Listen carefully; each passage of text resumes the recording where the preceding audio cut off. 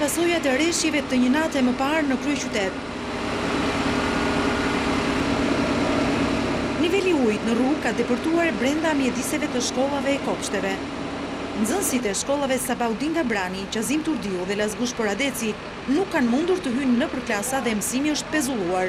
Uji po të rriqet, por duhet të bëjmë një disinfektim total të shkollës përpara se të fusin fëmijët brenda sepse kemi frikun e epidemive të mundshme. Dalja e lumit Lana nga shtrati ka përmbytur shtëpi e biznese. Më kritike paraqitet situata në zonën e Tiranës së Re përballë ish ekspozitës. Sende o rendi notojnë mes ujrave të përzier dhe baltës. A ka qeveri këto marasta?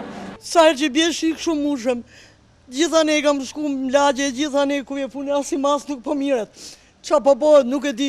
Po vdesi, ma unë bytun fëmija, unë bytun vetët të sëmur jemi. Ende nuk ka një bilans për dëmet e shkaktuara. Nga ura në zonën e Shkozës, ku që prej orëve të para të mëngjesit është punuar për zhbllokimin e rrugës, pasi uji ka dal nga shtrati i lumit, nënkryetari i bashkisë Eno Bozdo shprehet se janë ngritur grupe pune për evidentimin e dëmeve, po cilat janë arsyet e përmbytjeve sipas bashkisë, përveç prurjeve të shumta të shiut. Bashkia e Tiranës ka tashmë një projekt të cilën e ka dorëzuar që përpara 2 vjetësh qeverisë shqiptare për rikuperimin e të gjithë shtratit të Lanës dhe urës së Shkozës.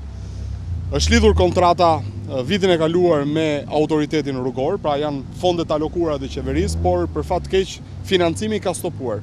Shirat e pazakon të paktën në vitet e fundit që nisën mbrëmjen e djeshme, krijuan një kaos trafiku dhe përmbytje shtëpieshme në rrugët e kryeqytetit. Disa nga rrugët kryesore të qytetit u mbushën plot me ujë duke u bërë të pakalueshme nga kremsorët.